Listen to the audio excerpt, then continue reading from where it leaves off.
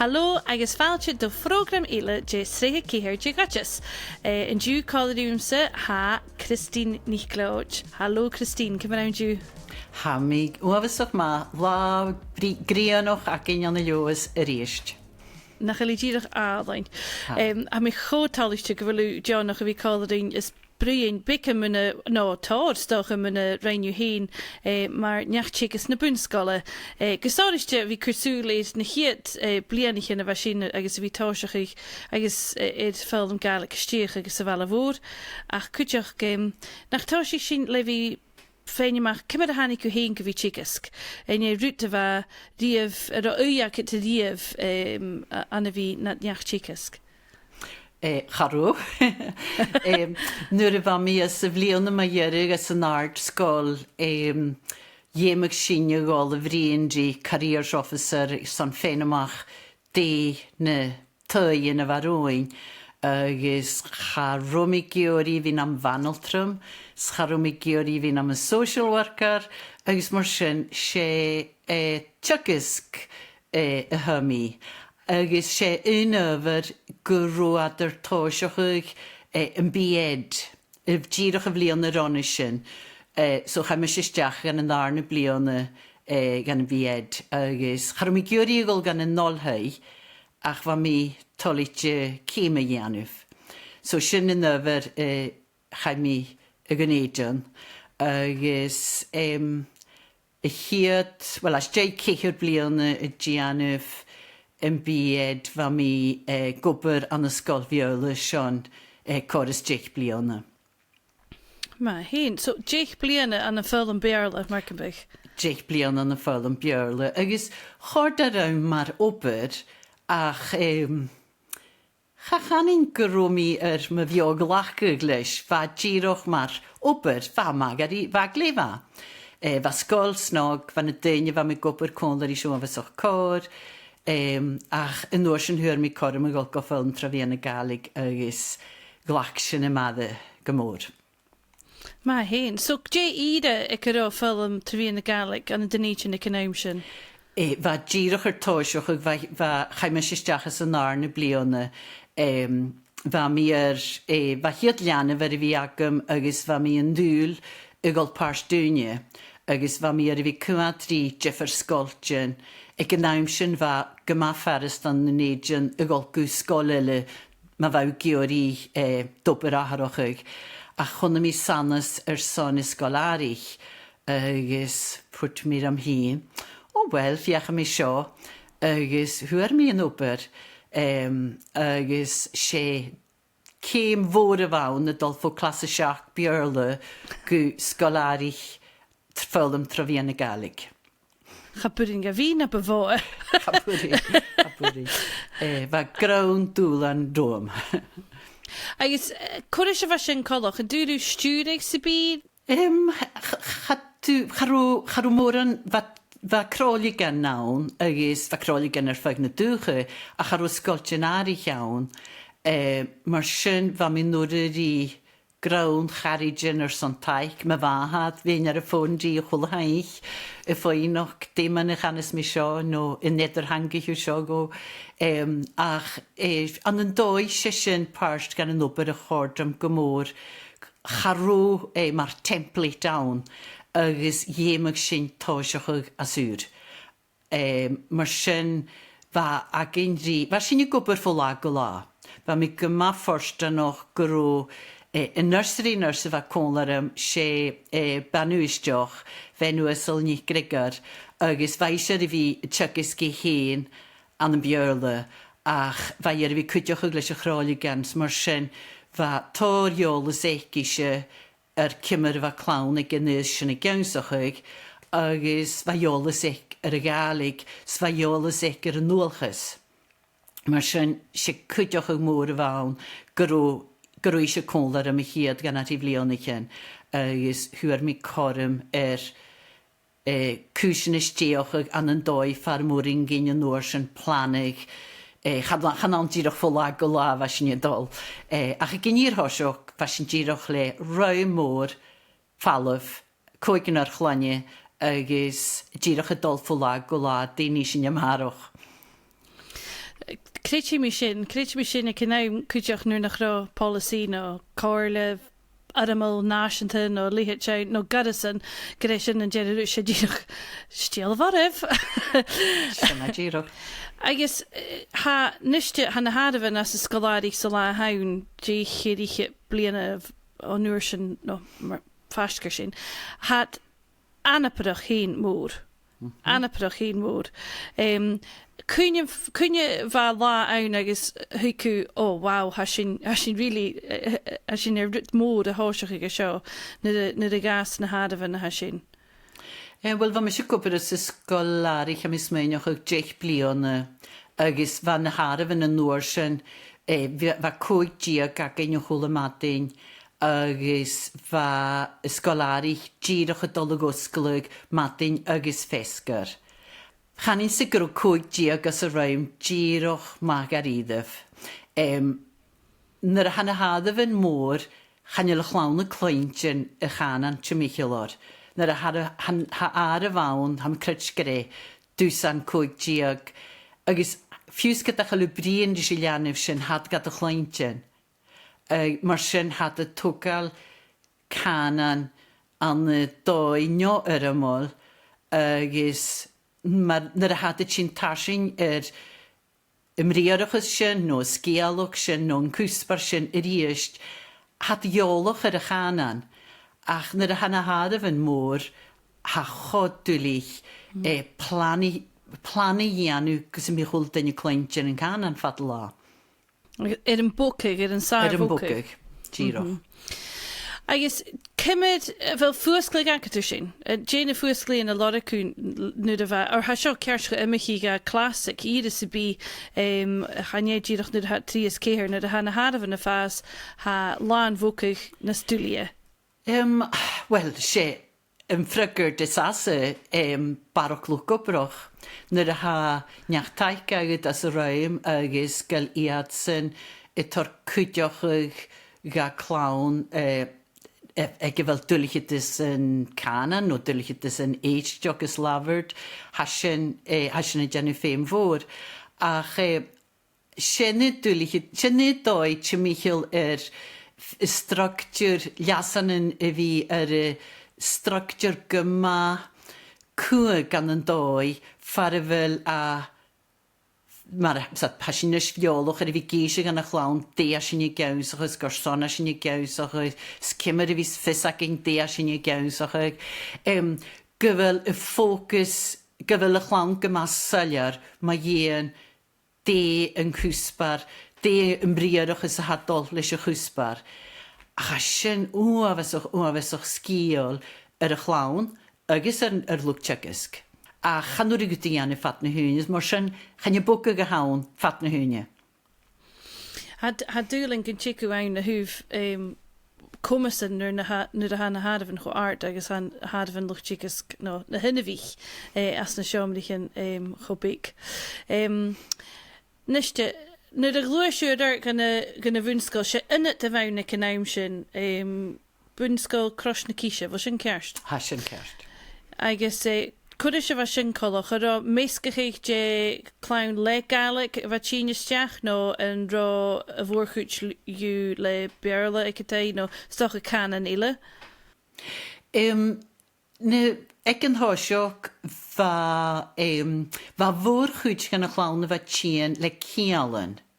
Gris y Gàidhlig gan y doi o chorig yn stoch gyrw grannas na helan yn y galaf na sís ar y nach. Stoch gyrw cwtig yn ysyn hiolwch ar Gàidhlig gaws o'ch nio fa par o'n dawn e gyrw iolus o'ch orig yn yr Gàidhlig. Ach mar y fan y blionych yn y dolar yrd fa ffiwsas yn nynyd fa barwch gytien ec nach rw cial sy'n mi rys y chanan. Agos ach chanin e gaharad i hiad jeich bliona fi gynghoni cwtig yn ys y chlas e gyrw iolus ar y chanan. Agus fa sy'n cho cwydiochol o'r fi gynghoni balwch no ni'n fe gan y chanig. She's just saying we've got to find the rabbit nor the chorigan. So chanig i adsen gasbyd def am eisiau gra agus yn lwyr sy'n chanin sy'n eist ys y Gàidhlig agus bhí chlána go hín a go gearan, gur sanna bhís do gcónaí I gra chola cáil 2 uair. Fé me tú. Fé me mi. Díadach, ná 3 tripa, ná céthar. Díadach, a sin go bhaith intineach. Hawyd bhí an sas le an thuamas immerstan has na blianachin, agus hic sin gan an nioin as a bhilúir an bhí sas bhí an gyrich a gaichar. Ach, fa bhí smúnich ag an glúsit fa init go sgoil Gàidhlig, Dé bua a thug sin ar coirsnach scoile. Ó bhatharrachadh mór an bhacúsin. An dói torna sasa, nuair bhasin as sgeulachdan hín, ach an dói eile bhacúsin is dúlaithe ar son bhanúlach go léir orne, a chola cáil I dhéanamh, a chola cáil plannaigh, bhasin atáiseach gyn dat sa míríist, ach cúideach sé in gan dúlan mór I bhórn, chasin gan sgoil úr le na slúna ciad agus an na 5 blian a bheith céhir go léthagain. Chain na háramhann suas cho lua agus bheit sin hén na gúlan, chanédíadach 1 clasa hén a bheith gaineach 3 clasa hén, larachlug teagasg, na garasan, plannichin, a chulis o'r srwyd. Y hyf coirsnach, sé dúlan a dyrjalit I fawn. Nyr y farsin ys yn nynyd, fa y fwr chwyd gan y parentin, wel fa chwlyd dyn yw'r teg foghlam trefian y Gàidhlig, a charw coirsnach agyn, charw coirsnach gadir y fagyn, mar sy'n fa synias y sgolarich gymwr y sas an y fi, cwrwyd yn yr doi, Gaharad son arag do hwgal, ach rwyd yn y harag yw'r dyn yw cónlag. Agus fasyn gyma ffeimol, son cial yn y ianw adar na lwcteagasg agus na parentin, agus edar na parentin le chéile. Son fad y chian ffwrffag lodan, sgir y lodan, agus gyma 3 charwad ffyddoch fasgar I chéile. Son tron sgoil I fad y gen y cialan. Mar sy'n fi sy'n, fi celian ag ein trig, fardan sy'n panto, chwlis o'r doi ys o'r un gwt dyn i'ch rynioch ag di chéile fa sy'n i gianw sy'n. Agus fa ffeimig grawn gan y parent yn yr taich y hyf. Gyda fad yr teg y gianw fa foghlam trefian y Gàidhlig cho yn fi gad drygol na chrwad ar yn hyg ciarst y gianw. Ach an y doi fa na chwydioch y gyda parent o fwn am hyn. Mar sy'n bwri'n go, y gol go cwmyn am harant, mar farant, agus na ma fawl ar phàistean yn Gàidheal, rwydyn mar sy'n mar farant. Sfa sy'n an y doi gam y chwydioch ag, agus fa chwl dyniel fa gwbyr cwn ar mchafwrys yn nes eioch ag. Fa casag ein ys y na chaimp, mar sy'n hamysmeinioch ag an y doi, fa yn y sas y Gàidhlig ri fain gan y dualchas yn y feg ar y fi iawn, sgas gyrwad choiol o hwn. Nu de hokkur na hadven sin godosju fá hiet nu de gloisef eis nusin an en koik bliana sues go keher kiet. Ga gan a leech fas a chréitsin. Nu de vriendjes to die teacher en nile. Let's look at ha na sculpture beke dugal. Kimmer de sitting gucht no kimmer de glach go heen stoche dualchas agus bjarstes can en vi chin bio agus stoche lichtedach Gàidhlig. Kimmer de ischgein beke mena himmersten as roun sas son sin harschen na scoilean. Wel, sy'n gan y rwydyn I hic mysio gyma tra agos sé dúlan y fawn go hyn, chobig syfaniolas ac am hyn dualchas na Gàidheal, na sgeulachdan, fa mi olach gylior ceol, ach chabwrin go sgeulachdan eisiau gan chlaen ffwn y chwltar ac am hyn, agos mar sy'n fa dúlan rwym, na rwydyn sy'n, na sgeulachdan sy'n y larag, fa mi gyma fforst ynoch gyro mena chwlag ac yn Dùn Èideann, agus bhí gad cólar in chola de héine gar cúteach le club drama, scialochan mar sin a rd, agus bhaisach grúme sé déal ar na scialochan mar sin bhí gad a gís, rud sa mí lara gad mádaí nó dugi bec nó dódil am rud sa mí lara gad bheit gad gaíse go, bha cúteach Crisella Ross an olhaid an na néideann cúteach agus bhí gíse cúteach a gíse go rud sa mí bheith héna larag. Mar sin bha mí geamsachuig ma dhéan an dualchas ac am hín chafod tíroch gan at hi láithn ron a chlán, ron a sgoladan. Agus bha mí chaim mi gú colabhart an na Sabhal Mòr Siannachas is dualchas am I smúneach a gyfer. Agus bha dúil agam funa rud a léh mi grannar son lwg teagasg bha a charwáwnach trúd agin a bheit teagasg agus a chultainile sé olafin a olahein ar fag na dúcha bhaunta agus jausig mi an hóavas ach bha sinne mar ha sinne sanátich ára seo ach jausig mi an hóavas ma dhéan cáitin laragin scialochan agus cuiris an briangin agus bunúir sin bha mi I fiachin na buringo scialochan íisteach uair sa mí a buringo. Ha chóla mí leanam I riamh garan ma dhéan a bhí géisteach rí scialochan.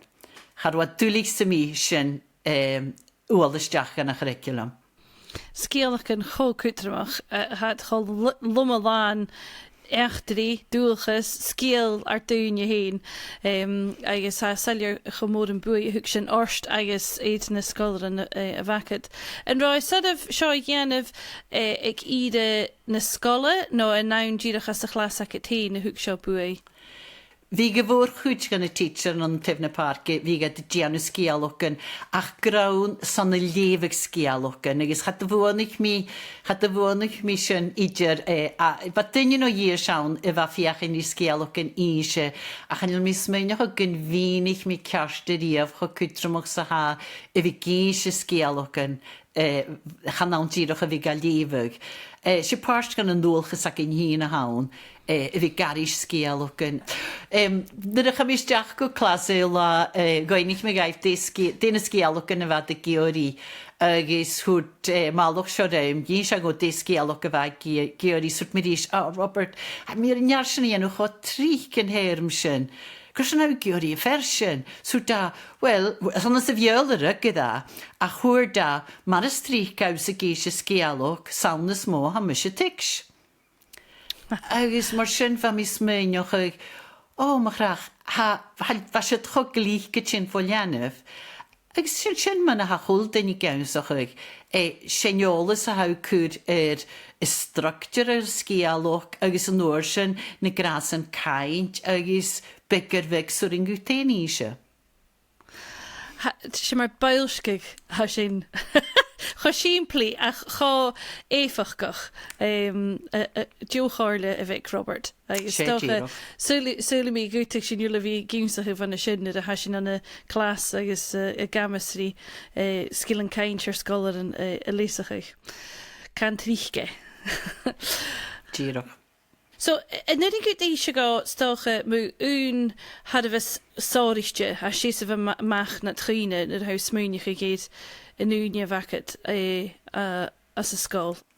Wel, fas i'n chofforsta noch an Dùn Èideann agus hasgol Dùn Èideann chofforsta noch son ha urid de chormen awn lefi as a fale fôr chwle bwyn chafwr as a fale ha cormen awn a fi gobrach o cólar yw. Ach, fa yn nymmer dy rhain sy'n cólar I sgol leitio, fa sy'n iondoch. Ymlaid, fa sy'n giroch corm le gan y lwg teagasg, agus gan y sgolarin, agus chanel ffata ffo chonig miri yn gan yniach ialan y fa gobrach o cólarym, agus fa gra gymychylys fecyn y chlawn y fa sy'n, yn yw. Spiad, biad as na fiche den in is. Fi het sy tri cyw. Cogiw, y iec yn de fwy y fe gysyn o'r ysyn, o'r fa sy'n siacon yn y sleitio, sfa clawn leitio siacon yn y neidion, agos fa girach y gwbr yr ialain, chwla la, fad la. Fa corym yn ac, y fi cho crwachol, fa stiwrig ac fo lwc ialain, ach fa dy ffen corym, y fi crwachol leis yn narinioch gyfa yn cwrstor. A mi cyndiwch gynnwg yn twrys y fagin y leitio gynnwg ar clawn leitio sŵl a sŵr ahor ar y narinioch gacas yn. Hwga corym gynion yn eidion cwmad mewn cwrstor yn sysmeinioch ag charwm i'r efo smeinioch o gro na stepich yn od o efo soch cwydrmoch a cham un eisiau ffegin. Fa giroch iondoch. Charw dynnu ffadach gyn gyram na dolyg o bwr e fa giroch, fa namas yr ma, fa giroch mir falwch. Fa sy'n corym yr le. Sé gyda'r of codym yr leafan. Agus un gyda rydyn edrych fel fideo chwyn ac amser cwtioch. Un gyda hymmerston. Wel, prosiect gyma ffata fe yn cwtioch. Och, mi ys yn giac na mar sy'n eithaf yn da sgol. Ach, fa sorich dyn y codym yn y hwyr na sgol yn. Fi cola gymsach eich tyrfi yn y gaelig cwtioch. Ys tŵf di tŵf, jan y carat yn nŵda. Giroch asyn cerst. Siarw dyle fa o afesoch ma gyn yn dyn eidion sgas gyrwysyn ymylwch, falla ffo nisgolt, ffwr sgolt yn gael I gyle, son na twrys yn chwn y fod. Fa mi brin ri sgol ar y fagym, girwch fwych yn gyrryd sa, nes i ffychyd sy cehyr, agos fa, si a hen o hwyrd, gyda yn gan y cainoch yn y siar y fegi, y dolch yn y fod o'n y storn y fag. Agos fa mi gys y ga, Nyr ych asyn i'r asio yn ysgol as jai na syr laien. Gwynig mynd yn y chlas I chiad la, defad y gyori I hianwf. Sad I chiad la ras, den eisiau yn yw. Agos gynt I chiad, gyrwad y gyori sgrifag. Sfam eisiau grad, sgrifag. So dat hat fad y gyori sgrifag mae un yn twrys. Fa sy'n yr y fa dasig. Fa cwrys jecher eichyd gan y chlawnan. Ground farenten, sfach a fod y chwlyd yn y chain. Fa dys o'n sgrifig mi yw'n? Fa dys o'n sgrifig mi yw'n, sgrif ffygin ac o ha cain am fa yna, ond hamis ma'n grosiad dwliagyn ege. Fa na treisiar yn y falafel ffygin nad, fa ffwamon, fa dyn y ranig, chael cwdigyn, na ffioglan ffwyd yna. Fa giroch. Twrys ar le. Y farw gyda sy'n fwyn eich sy'n y copan yn gilyr ag ymod. Ach fa... Giroch fan hwrys hen. Sion ffein yn y chlawn fad ar y fi ag ymod re. Ach sion grawn gan y chlawn fad sy'n hwgyn. Charwad riaf ar y fi as y geildoch. Charwad y riaf ar y fi ar bat asig. Charwad ar y fi ar falaf yn hwych. Fa chwl y cael chwanas o'ch gaif, agos y cosiog ti Michael Storn y fag sy'n cleint yn dyn y brin gael I Gàidheal. Mae'r sy'n chan I giroch na ffarpus yn eg fod ach y chwl y cael y fa dol con yr is. Hwle cael cwcheiltio cho cwtramach. Fiws nhw'n nach ros ffedach eich rofair y fat asig. Fa mi canter eisiau falwch gyrwg lan chain am yr fa asyn ddim y hefs chan sam cofiad dwy'r y goen I chiago al sy'n gofiad yn y storn y fag hast s'chanin sydd eich Gàidheal. Gàidheal sy'n ach coed mynd adyn yma chawl y pŵl. Cho un sy'n ach na rydnyd yn dwcw ymryd I diw hat gymor cwcheiltio di chors nog Gàidhlig. Gaan jij giedig een glas no na ha gedi no atharrachadh a glas ach vi gopper calde die buine nele vi dol en saas se jeffer rutten agus immerston. Agus gejede vi turst a klein machas a glas do rutten nele gemod en bui a ha sin turstode.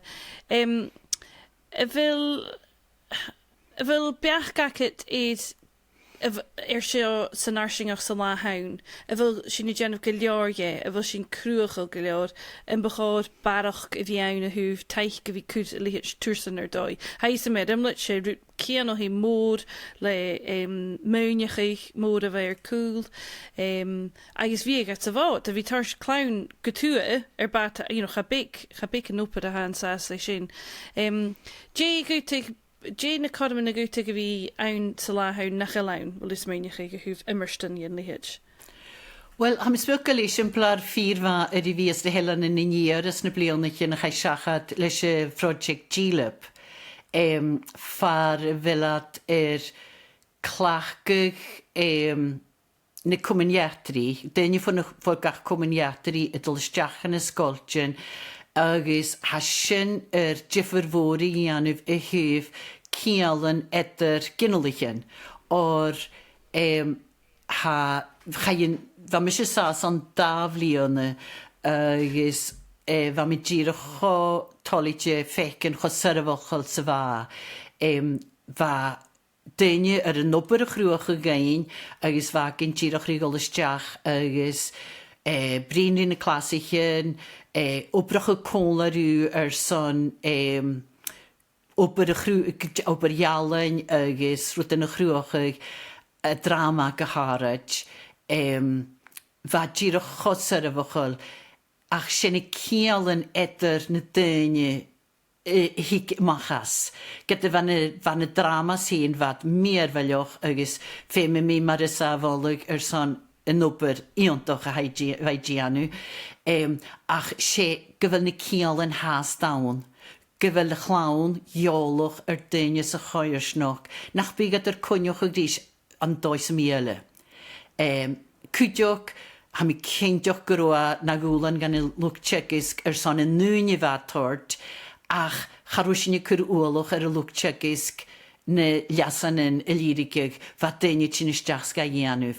Mae'r sé project liehe fawn, agos sé ffeisyn yng ngeil agos cwrlyn ialan siar y gobrach y cwlag y chwrsyn ar doi.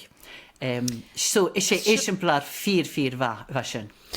Jeff, agus a mi smúnich ik gyda eisiamplar je sar project arstamasach agus na buringún jule a lihet yen of as na skieren as a vilshin gaharich na skieren mar a hau heen en isje rashik bale agus mi heen seo a vi jen na keerlichen sin le eter ginelachen agus vi gimsach mar sin cha bjarstach agus na cha bjarstas ha fan na skalen ik bjarstas ja could you sin keil gan operak of as na notichen or ha sé feed jo project to ha own so kimmer go to sin je lihet Céirlich in a dhéanamh le scoiltean móra mar túh na páirce nó anna idirníos. Lis go stocha far nach il a líhéid de céirlich in as a choirsnach. nó an sétarlíon in ní an gnách.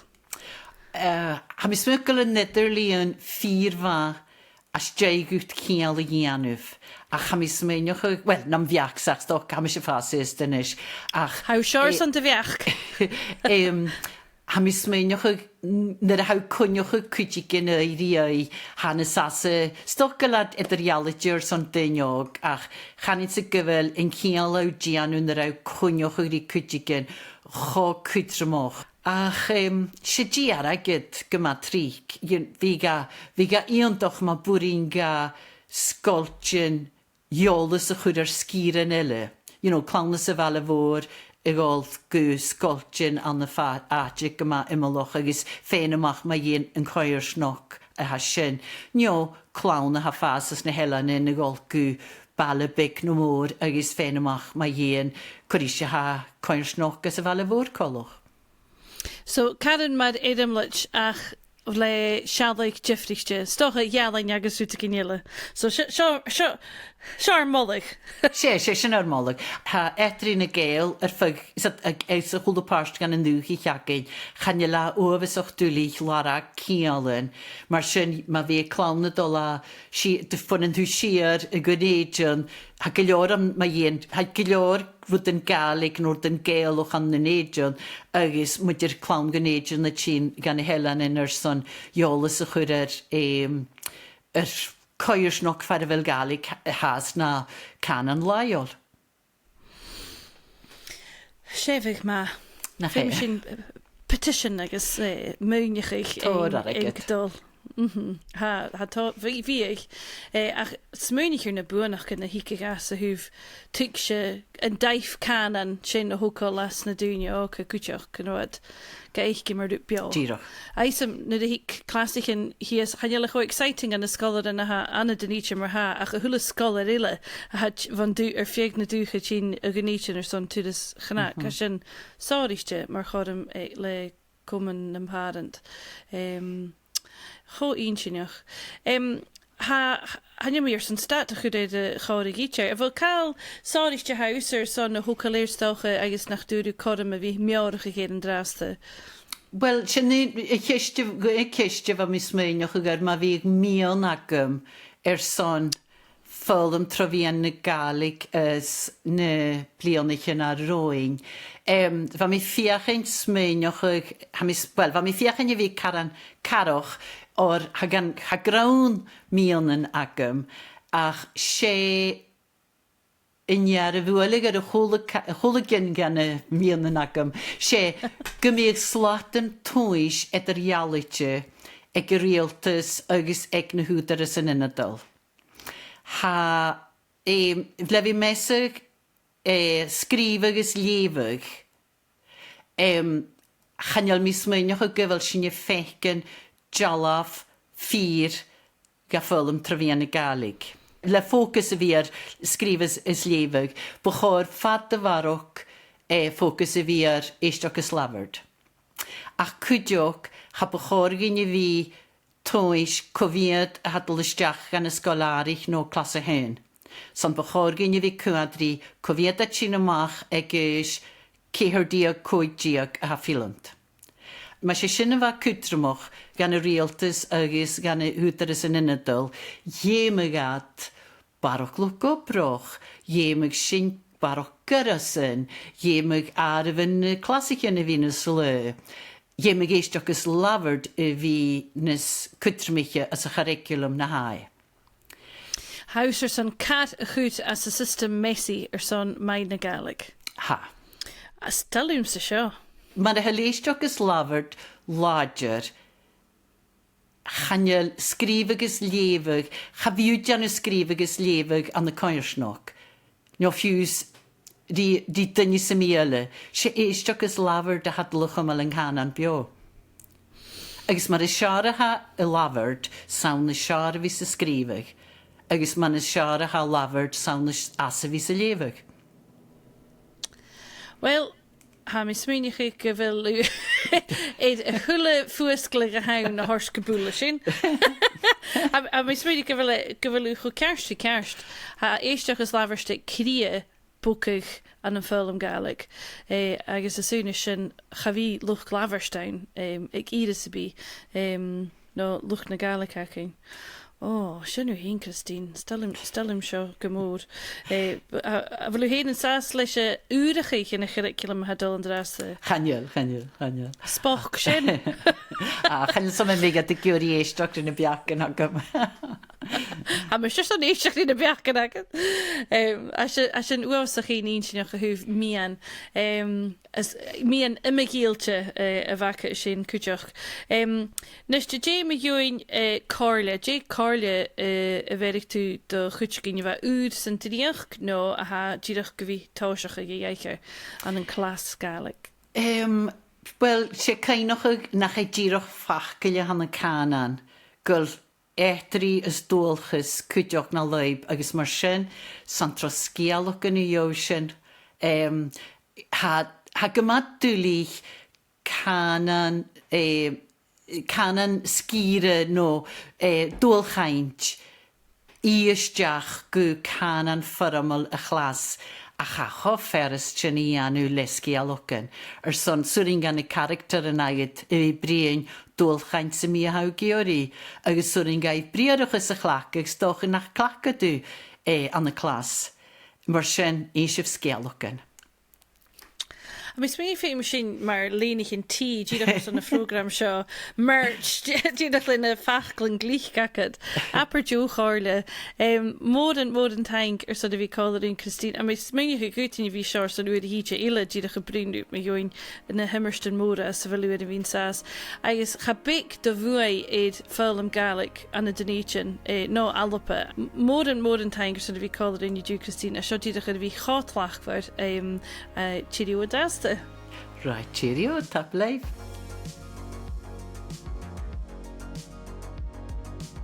Chain na program seo a dhearrig agus a chuúd i chéile le íon mach déireamid bhó Telt Media má hain cuacht íon. Agus má hain cúteach do Sabhal Mòr Ostaig agus cáirle na Gaeltach ar son na múnechaigh. Tá an géise ar son na bhí ag géisteach dí dualchas. Sa ná fhrògram chunne sin bhó seóna NicLeòid.